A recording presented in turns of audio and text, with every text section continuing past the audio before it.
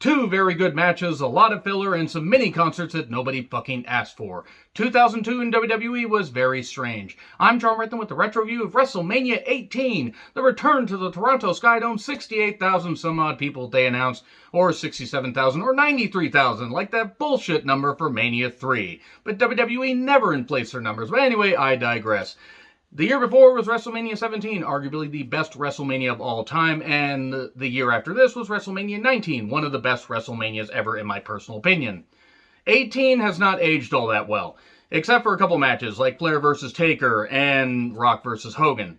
Everything else was a mixture of either matches that went way too long, that had weird spots, or were just filler. And I don't even goddamn know her. It's a very weird Mania. I mean, obviously it's mostly remembered for the crowd reaction, the nuclear hot crowd reaction for Rock and Hogan. But yeah, everything else, like outside of a couple other matches, felt very pedestrian. And the mini concerts, oh, let's talk about that. Saliva sings the song Superstar. The crowd didn't care one bit. I don't think Saliva or Drowning Pool were very over in Canada. Any part of Canada. Or maybe the crowd was just like, why are we watching these bands? We just want to see the wrestling happen. You could have cut these, performances out and probably cut 20 minutes out of WrestleMania, but they paid for the rights, so why not feature the bands? So we get a video package, a showcase of the Immortals, Pyro and Cheers in WWF New York, which I think shut down either a year or two after this. It's really weird that Vince McMahon thought that a restaurant in New York themed around his wrestling promotion would work. It didn't. So JR and Lawler on commentary. The dark match was Rikishi and Sky 2 Hotty, as well as Albert, versus Mr. Perfect, Lance Storm, and Test. Mr. Perfect's return to WWE basically ended with this. Like, he was gone from the company very soon after. It was a bit weird because he had a really good, comeback at the 2002 Royal Rumble. So, RVD versus William Regal for the Intercontinental Championship. The crowd loved RVD, as you would expect, because they didn't think that he could possibly screw up a main event run. Oh, wait, he did 4 years later. And no, I'm not going to forget that, because it was stupid to put the title on him, no matter how over he was. And this is a bit awkward. We did get a nice half Nelson Plex by Regal and a 5-star Frog Splash 1, 2, 3. It wasn't a very good match, but it was effective in getting RVD over. Then he would have that great feud with Eddie Guerrero, who would come back after getting himself clean, and still miss Eddie to this day, I really do. So we have Christian mocking DDP in his promo, basically because, they had a back and forth. DDP was trying to mentor Christian and, control his anger and his temper. And then we get DDP versus Christian for the European Championship. A title among, a couple that would actually be retired later in 2002 once Eric Bischoff shockingly became the Raw GM. I'm still amazed that Eric Bischoff was allowed in WWE because, not that he didn't deserve it as being a great on-screen performer, but it shows that Vince McMahon is willing to work with somebody that was trying to put him out of business by, holding them under his thumb. But Eric Bischoff pulled it off well, but that's months later. So, could Christian control his temper? No. Could DDP win in his return to the Skydome some 12 years later? Because, for those who don't remember, at WrestleMania 6, the original Skydome Mania, they really should put another Mania in Skydome, or some similar stadium in Canada, because I think the Canadian fans deserve another WrestleMania. I mean, they're always a goddamn hot crowd. But he drove the pink Cadillac that had Rhythm and Blues go to the arena. Remember that? Remember Rhythm and Blues, that tag team that nobody wanted because it was Greg the Hammer Valentine dressed like Elvis, and Honky Tonk Man, the worst Intercontinental Champion of all time. Especially the longest reigning Intercontinental Champion of all time. Never goddamn deserved it. Damn it, Butch Reed, why didn't you show up for that match and beat Ricky Steamboat? Would have been cool to see Butch Reed do that. Rest in peace, Butch Reed. Enough of that, though. Diamond Cutter, 1, 2, 3. There wasn't much to this match. There wasn't much to a lot of these matches, honestly.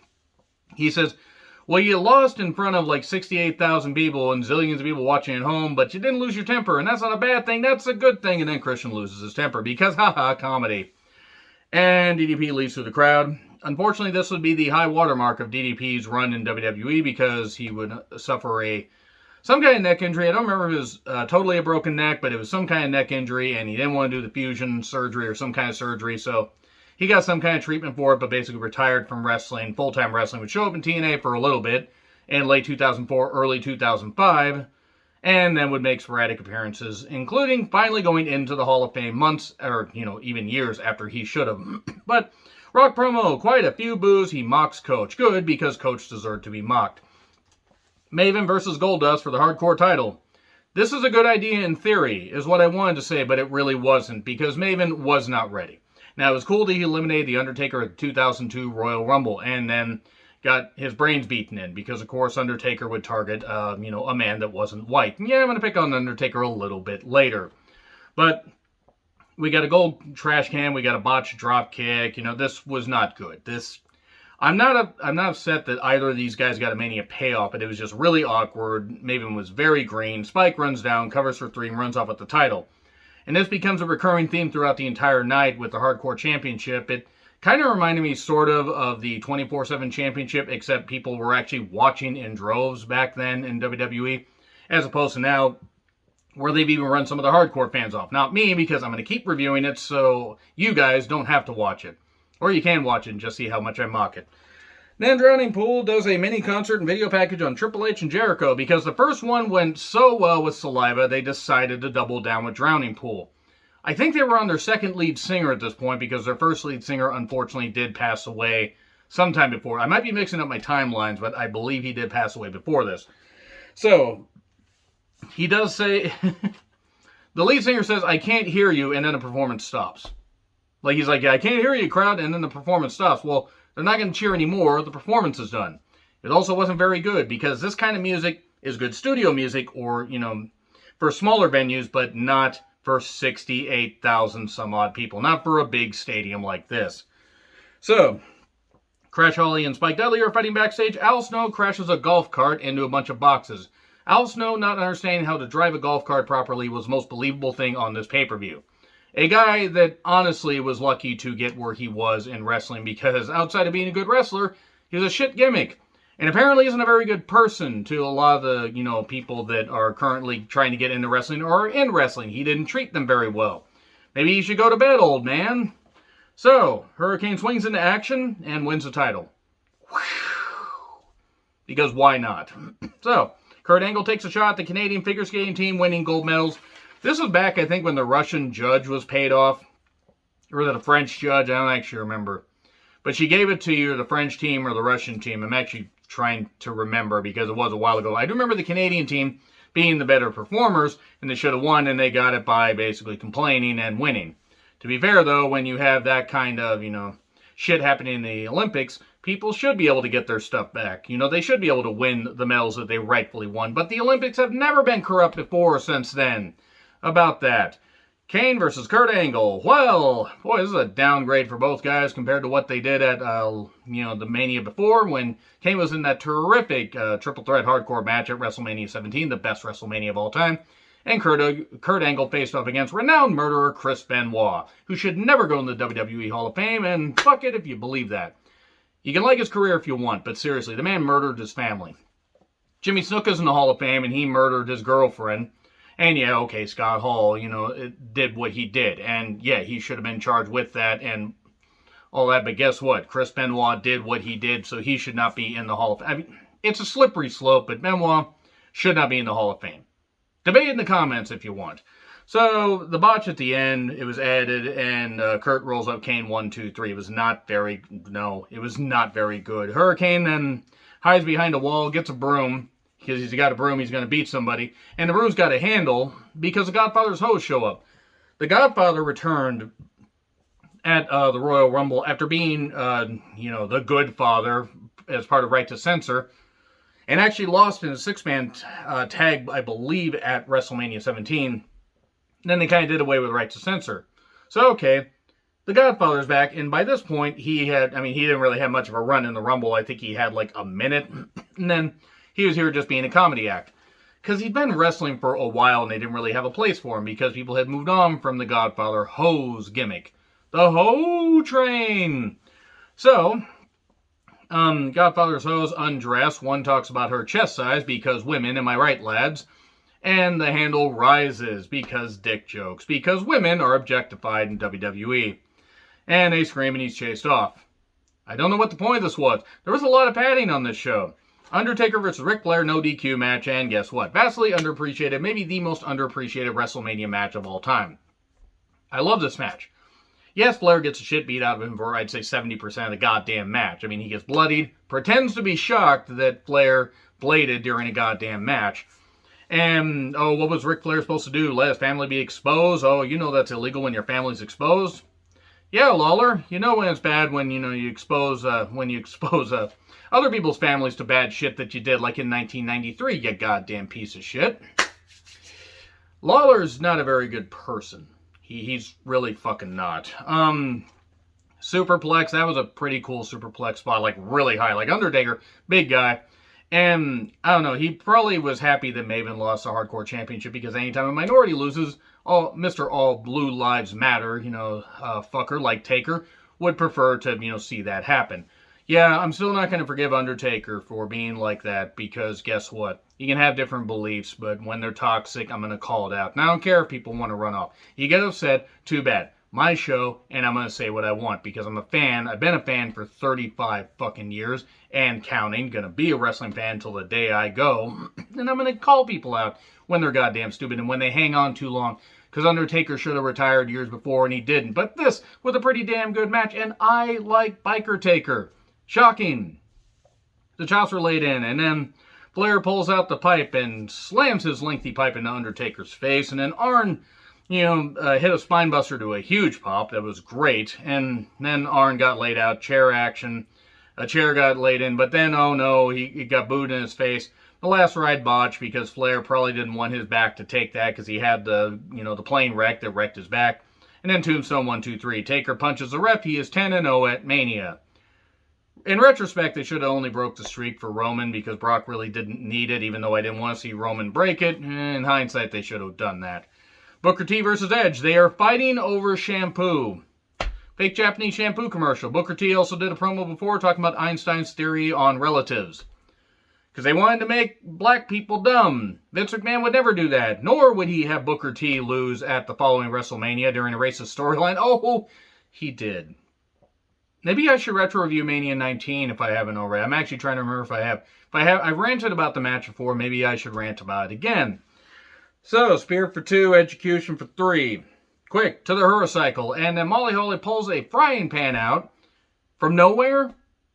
Were they implying that Molly Holly was just in the kitchen making biscuits? Like, what's going on? Like, seriously, how did she get a frying pan? They weren't anywhere near a kitchen. I mean, they weren't anywhere near a goddamn, mess hall or anything. Like, where did the frying pan come from? Anyway, she wins the Hardcore Championship. Then runs off. Scott Hall with Kevin Nash versus Stone Cold. This was ill-advised. Austin versus Hogan may not have been as good, but that would have actually been a pretty big money match. To be fair, I think Rock Hogan was the way to go. But they decided to have Austin take on Scott Hall, who was doing fine at this point. But once he was told he was losing it, that the NWO was basically going to be wiped out and buried, evidently he fell off the wagon again. It's a shame, and he got clean. I'm not knocking Scott Hall as far as getting clean. He did get clean, but boy, this wasn't a good match. It kept being 2-on-1 bullshit. Nash kept interfering, tearing his quad in the process, as he is known to do. And then 2 stunners to Hall. One in particular that's like a meme because he just, flew. He almost flew out of the Sky Dome. And then he celebrates with some beers. So yeah, that's really about it right there. I'm just going to throw that away because it wasn't very good by this point. Besides Flair and Taker, there was a lot of stuff that wasn't really good. Like Austin and Hall just wasn't good. Access footage. Undertaker meets a superfan, and she was crying. He says, you don't have to cry about it. You all right? She was white, so it's okay. He wasn't going to rail against her because of that. No, I'm not going to forget about that stuff. Saliva introduces Stacy and the Dudleys. Oh, and earlier in the access footage, they had a bust made of Stacy's ass and her legs. And people were touching it. Stop thinking about it, Stacy Keibler fans. I know you're thinking about it. Stop it. Get some help. Sorry, Derb, I had to use your line. Saliva introduces Stacy and the Dudleys. The lead singer, Saliva, whatever the fuck his name is, dances with Stacy. It's like dances with elves, except not quite the same thing. Dancer in the dark. Boy, if only they turned the lights out during these performances. So, the Dudleys with Stacy versus APA versus Hardys versus Billy and Chuck. 4-corner elimination match. In theory, this match should have worked a whole lot better, but by this point, the crowd was just waiting for Rock versus Hogan. APA fell to a 3D. The Dudleys got a table out. Jeff slapped Stacy's ass and, got it right on her ass right there. The match dragged. Devon got wood in the face. Bubba got pinned with a swanton. And then we got a bit more stuff with Billy, Chuck, and the Hardys. And title to the face, 1, 2, 3. There we go. Billy and Chuck retain. Pretty good team. Whatever happened to Chuck Palumbo? Oh yeah, he's making custom-made motorcycles. Probably making some pretty good money doing it. So, Hogan talks to Hall and Nash. I need to do this on my own. Christian hits Molly Holly with a door. Christian beat a woman, and Stone Cold's ears perked up. Stone Cold's one of the greatest of all time. He also hit women. So I'm not going to forget that either. Like, seriously. Seriously, guys. Like, the fuck? Like, come on. You cannot like Deborah if you don't want. I'm not a fan of Deborah the character, but come on. Nobody deserves that. Anyway, Hogan versus Rock. Icon versus Icon. Absolute godlike reaction for Hogan. I mean, a godlike reaction. And I bet Hogan enjoyed beating the shit out of at least half of The Rock. Because Hogan, as we know, hates the brothers, brother. That's also not something I'm going to forget about. Because it's one thing to say something. It's another thing entirely to apologize for it. But he didn't apologize for it. He apologized for, or be careful what you say on camera. That's not an apology, Hogan. Seriously, what the fuck's wrong with you? Well, I think we know what is wrong with him. He just couldn't leave well enough alone. As his run in TNA proved. Goddamn, that was terrible. Help me, Hulk. Help me. Help me. Spock, help me. So, major league boos for The Rock. The match quality, if this had been on, if this had been in front of a somewhat decent reaction, but not like a godlike reaction, not like an insane nuclear reaction where like the roof was going to blow off with every move. If the fans weren't vehemently booing or booing The Rock and absolutely cheering Hogan like he was the god of wrestling. Hogan thinks he's the god of wrestling, but he never was. Big of a draw as he was. But had it been just in front of a decent crowd, match would have been shit. Because the match itself is shit. Hogan couldn't go anymore because he kept using the leg drop as his finisher. Instead of using the finisher they use in Japan, the big lariat. Had he used something like that, he probably would have been able to keep going. He wouldn't have had nearly as many back surgeries. He would have probably been able to walk better, but you know what? Maybe it's karma for being the piece of shit and burying Randy Savage and so many others because Randy Savage was always better. So, we get a ref bump, we get the belt being used. Of course, Hogan, man, he got paid to whip a minority on pay-per-view. It's like his fantasies come to life. And the leg drop to a massive pop. 1, 2, kick. He beat Andre the Giant with that move, said JR. And then rock bottom eventually for 3 and a handshake. Hall and Nash are all upset at Hogan. They start beating him down. Rock comes down. We get Johnson and Hogan teaming up and Dwayne's Johnson all over Hall and Nash. And then they celebrate and do all this stuff and all that. I will say The Rock playing the heel in that match was absolutely great because it's the right way to go. It was really good shit. And then big shows in WWF New York. Trish versus Lita versus Jazz. 3-way women's match. 3 women that can go. And hey, ladies, you heard that crowd reaction? Well, have fun following that. That's pretty much what it was. And they worked, but man, that crowd was just burned out. Now, they popped for some stuff. They popped for Trish having the maple leaf on her ass because Toronto and butts. Am I right, lads? Jazz does hit a nice fisherman suplex off the top on Lita for 3. It wasn't a bad match. There would be a better match between Jazz, Trish, and Victoria at WrestleMania 19. Yeah, this just wasn't that good. And then we get Christian getting rolled up by Maven, and then he leaves with the hardcore title in Christian's cab. Christian's cab sounds like, a religious knockoff thing that should be happening on the Hallmark Channel. Triple H has a drowning pool entrance. It took 4 years. Triple H versus Jericho with Stephanie. Undisputed title match. And Stephanie yelling at ringside, ruining what little bit of good this match could have had. Submissions hurt more on the announcer's table, by the way. That's why Triple H was struggling with it. The idea was, would his quad actually be able to hold up? Because Triple H actually legit did tear his quad in a match where renowned murderer Chris Benoit was involved. And also, man, Super Spreader Jericho really tried hard to make this work. No, he didn't. And, so do backdrops. But backdrops would hurt a lot more going through the announcer's table than submissions. Pedigree to Stephanie, finally. Because Stephanie really wasn't needed for this feud. It was Triple H versus Stephanie with Jericho in the background. At least they never did that with a Mania main evented. Oh, right, Miz and Cena. And then it was about Rock and Cena. And Miz suffering a massive concussion. And that was really brutal. And it's terrible he doesn't remember that match. As much as I knocked Miz for winning the championship recently, it's terrible that he can't remember that. And concussions are no goddamn joke. Anyway, Pedigree, Jericho 1, 2, 3. That is it for that. It was not a very good Mania. Really wasn't. Disappointing. The crowd reaction for Hogan and Rock was great, and for Flair and Taker, and there were some reactions for Austin. The crowd actually pretty much made the show better than it was, but a lot of it was just really pretty pedestrian. Anyway, let me know your thoughts in the comments. Like, share, subscribe, Twitter handle in the description. I'm John Retlin. I'll see you soon.